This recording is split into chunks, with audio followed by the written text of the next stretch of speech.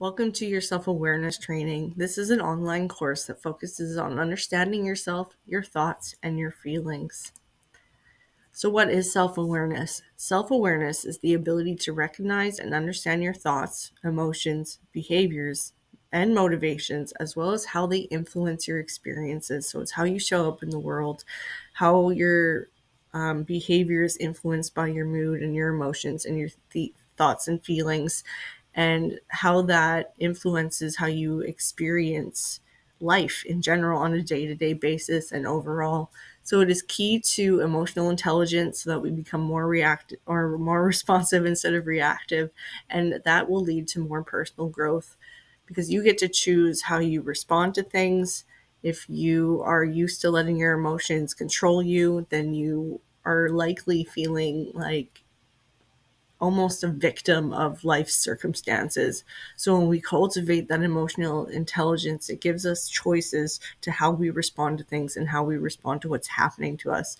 So this helps you live consciously and make intentional decisions that will benefit you, and to get rid of habits and behaviors that don't benefit you. And that starts with self-awareness. Oops. So the key aspects of self-awareness are four different paradigms: internal self-awareness, external self-awareness, emotional awareness, and behavioral awareness. Internal self-awareness is understanding your thoughts, your values, your beliefs, your emotions, and how they shape your behavior. So that would be the first starting point of self-awareness, is becoming aware of your internal state and how your thoughts influence your behavior, how your emotions influence your behavior, and how you show up in the world.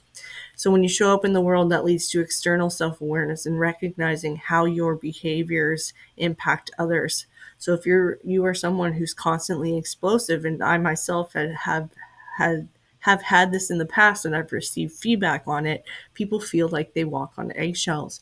So we want to become aware of how we are exuding ourselves and how that is being perceived by others. People might have like a negative connotation of us, even if that isn't our intentions, just by how we are behaving around them and how we act on and engage with each other.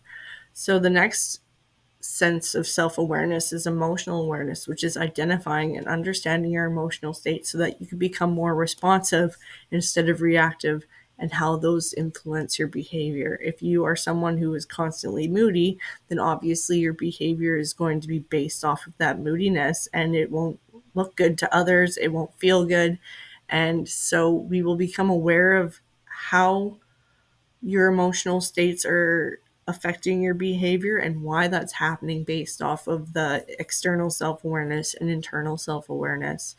So your emotional awareness is becoming aware of how you feel, and that those feelings come from the thoughts that you have, and those thoughts come from the beliefs that you have. So all these things are interconnected, and they each bleed into each other, which leads to behavioral awareness. Once we become aware of our emotions, we become aware of how our behavior is influenced by our emotions, and we can observe patterns in our actions and habits to align with how we want to feel, how we want to show up, the values that we have, the goals that we have, instead of feeling like external circumstances control us. We have agency, we have free will, we have the power to show up differently and to align our actions with the values that we hold dear, and becoming aware of the ones that we don't want to have or the beliefs that we don't want to have, and instead shifting our perspective,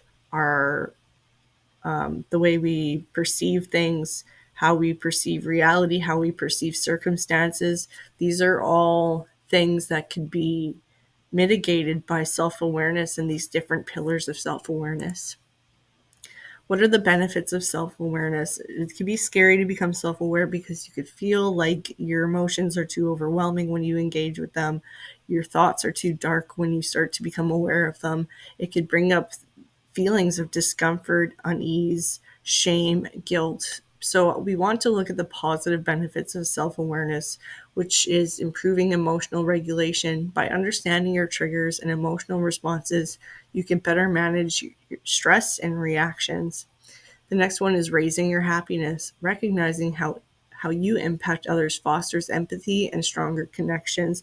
Self-awareness, like I said, is paramount for emotional intelligence, which is received well by the people in your life. So people are mirrors to our internal states and our external states, and it provides almost a feedback for reflection, essentially, so that you can make different choices and improve your connections with others. And this is the interpersonal aspect of self-awareness, and so that strengthens your relationships, which ultimately raises your happiness. So self-awareness allows you to identify areas of improvement and align your actions with your purpose and your values. I think I have those two mixed up, so just flip those. So better decision making is also a benefit of self-awareness. Knowing your priorities and tendencies helps you make informed, conscious choices instead of feeling like you're being led by your emotions or external circumstances. Life is happening for you, not to you. So when it happens for you, it allows you to interact with it, to guide you to make better decisions, to show up differently, and to receive different outcomes and get the results that you're hoping for instead of feeling like a victim of circumstance. So recognizing self-awareness, recognize your areas of proficiency and areas needing improvement. So this would be like a strengths and weaknesses reflection. And this will help you effectively manage your feelings by understanding your thoughts, your emotions, and behaviors and how they impact yourself and others. It includes noticing your emotional triggers, identifying recurring patterns, and aligning your actions with your core values. Signs of self-awareness include practicing mindfulness, reflecting on your inner state, seeking feedback, and recognizing how your actions affect others. Enhancing self-awareness involves pausing to reflect, journaling, practicing mindfulness, and engaging in honest self-assessment, and asking for honest feedback if you have an inability to assess your blocks. We all have blind spots, so you can ask people for feedback to help shed light on these things. And this is all the work. This is the hard part of doing inner work, is recognizing the areas where you need to improve. And it's very easy to get defensive. It's very easy to close yourself off when you get this feedback because it almost feels like you're being attacked. There's a lot of shame that we hold that doesn't belong to us. It is shame that is put out on us by other people who, with their own shame, and trying to place the blame or finger point at you to distract themselves from their own internal states and lack of emotional intelligence. So when you engage in this work and this honest self-assessment, it allows you to take ownership of yourself, and that creates boundaries for how others perceive you and how shame shows up in your world because of that. So if you are able to engage in that honest self-reflection, self-compassion is important here so that you don't shut down when you are engaging in reflection. This ongoing process fosters clarity, personal growth, and stronger connections with yourself and those around you. That aspect of being closer with yourself is so important when you're doing this work. It might be scary at first, but once you start to reap the benefits, it feels so good and it gets easier, and you're able to take feedback and you're able to do self-reflection without feeling like you need to run away from yourself, without feeling all that shame and guilt. And therefore you will be able to continue to do the work, and it will become easy, and it will be amazing to experience that personal growth. And over time, that feedback and your thoughts won't bother you. You will be able to integrate that shadow side of yourself and accept your wholeness, essentially. So the positive outcomes of self-awareness, like I said, are growth mindset.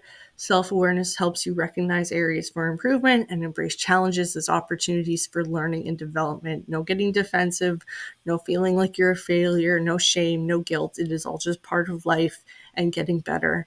So by understanding your strengths and weaknesses, you can cultivate a mindset focused on growth and adaptability. You need to pivot. You can make changes. It's a constant learning thing. It is a journey. It is a process, and we could learn to enjoy it by realizing that personal growth is good for us. It is necessary in life. It is necessary on a spiritual level for our souls to advance. We came here to learn lessons, and we have to keep repeating lessons and learning the hard way and reincarnating when we avoid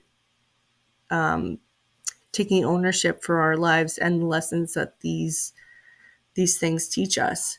So life is difficult, and it's difficult for a reason, and it only helps you level up when you accept that challenge.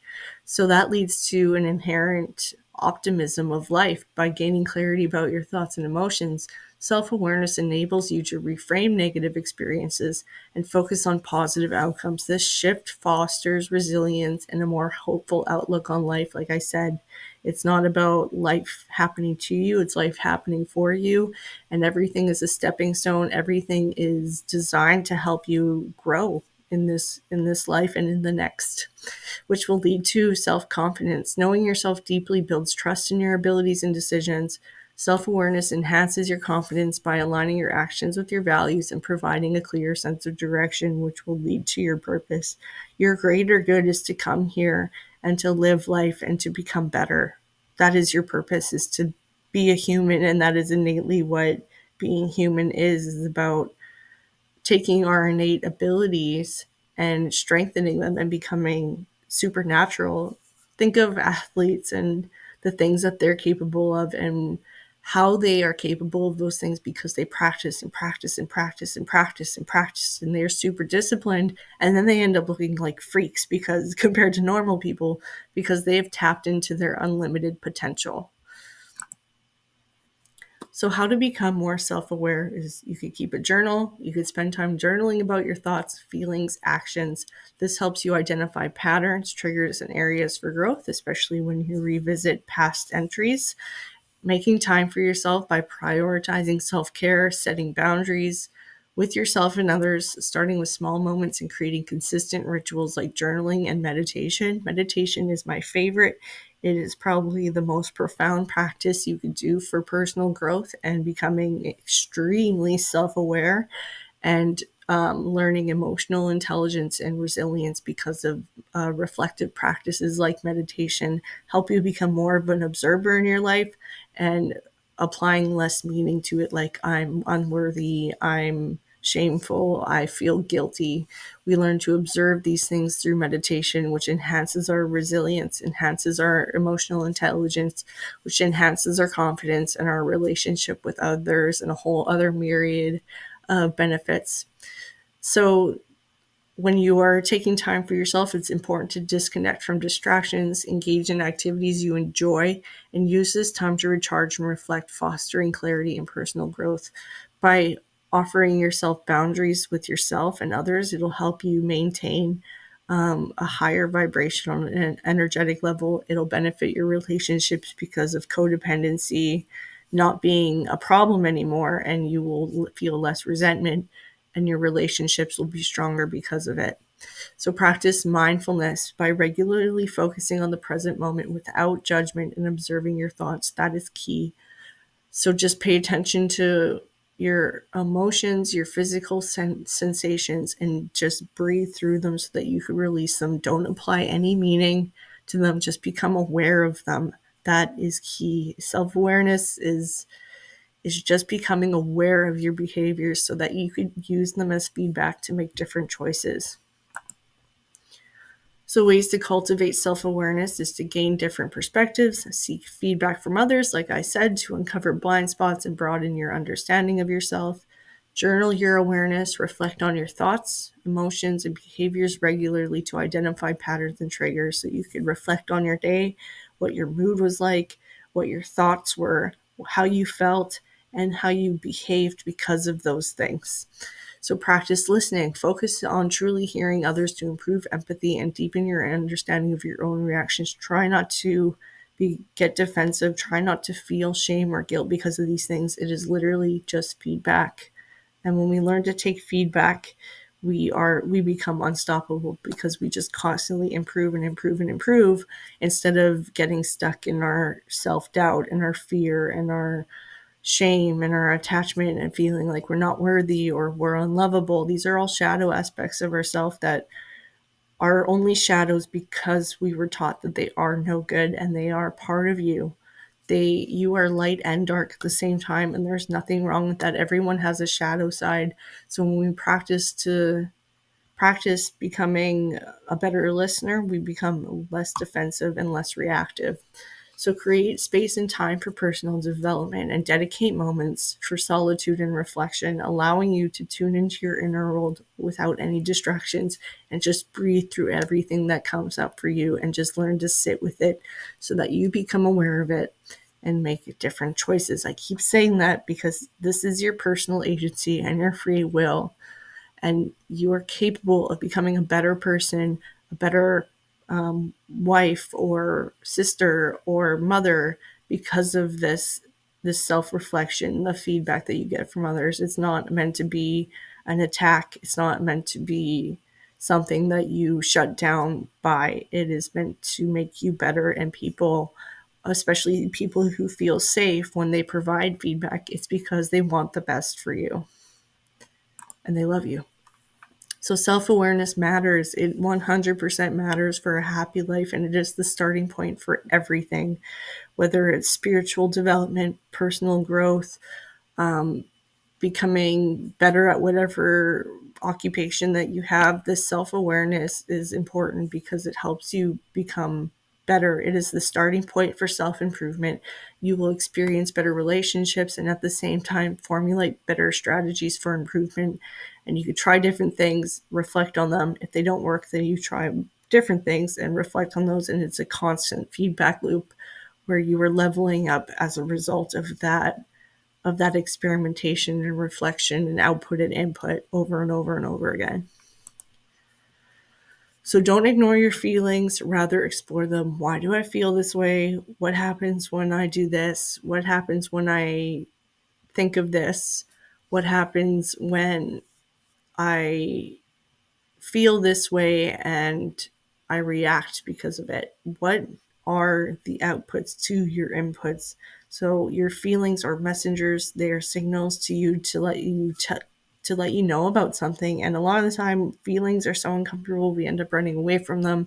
So don't ignore them. Rather, become curious. Become curious about yourself, and you will get rid of any shame that comes with the feelings and sensations that come up for you when you're doing self-reflection and personal growth.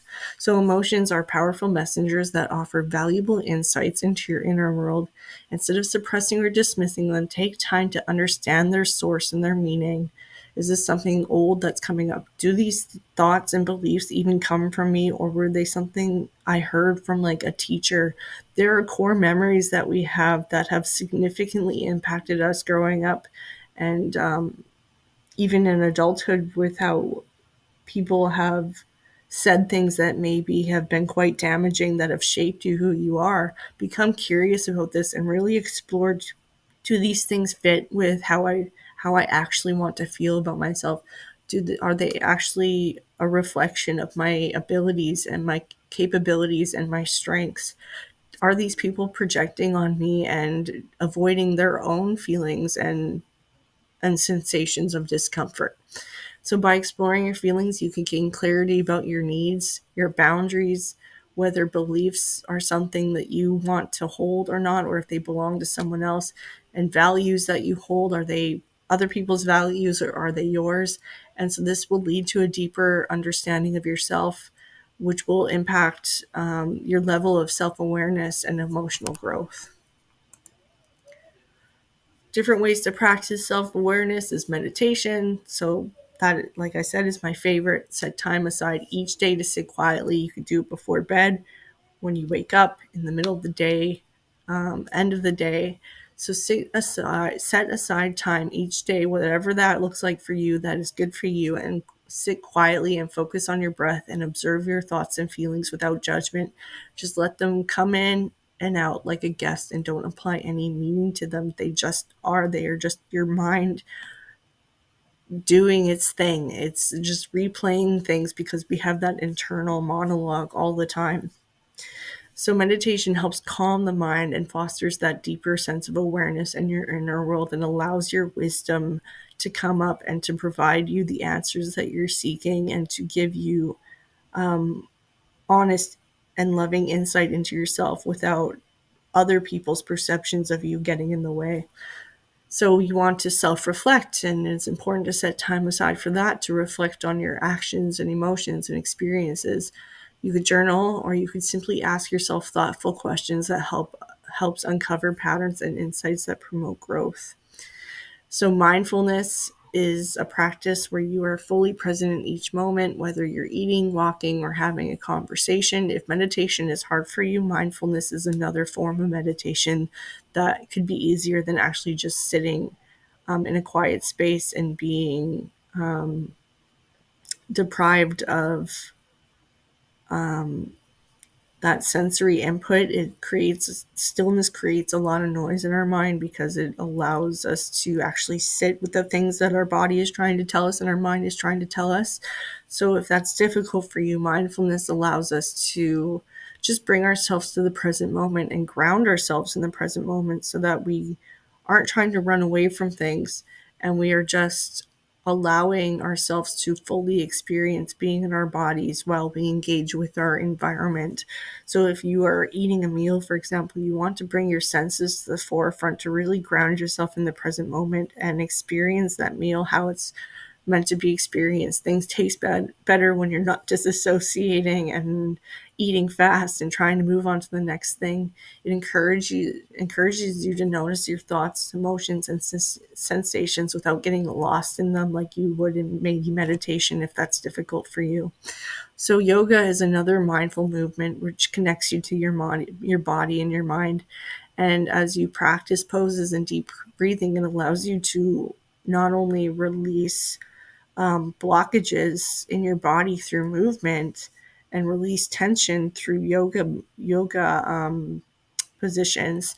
It helps you connect with that your breath, and breathing deeply allows you to become more aware and mindful of things that come up, and it gives you an awareness of your physical sensations, emotions, and mental state, and the movement allows you to release it.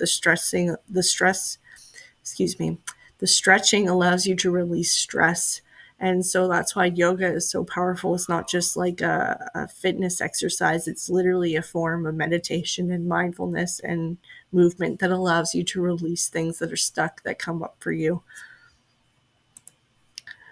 So that's it. That's pretty much all I have to say. A lot of it is just cultivating space for you to become self aware and practicing not applying meaning to anything aside from the data that is being presented to you. So it's cold, hard data. It's not anything about your beliefs of why you're doing these things or why you are the way you are, aside from like external input.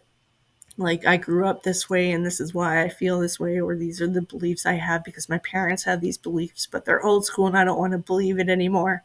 So, in conclusion, self-awareness is a transformative practice that deepens your understanding for yourself, and so it's important to cultivate self-compassion and love and really treat yourself like you would maybe a child or your best friend, and to not feel shame or guilt around the shadow aspects of yourself that comes up, and this will foster a sense of personal growth and enhance your emotional intelligence and your capacity to sit with discomfort. So, through practices like meditation, mindfulness, self reflection, and yoga, you can develop a clear connection to your thoughts, emotions, and behaviors.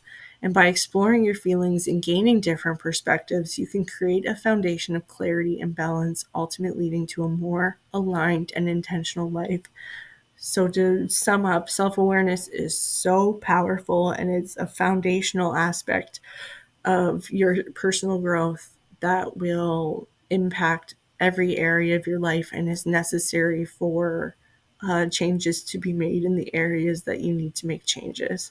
So I hope this was helpful for you. If you have any questions, please leave them in the dialogue that's available, and I'd be happy to address any of them or to elaborate on things further.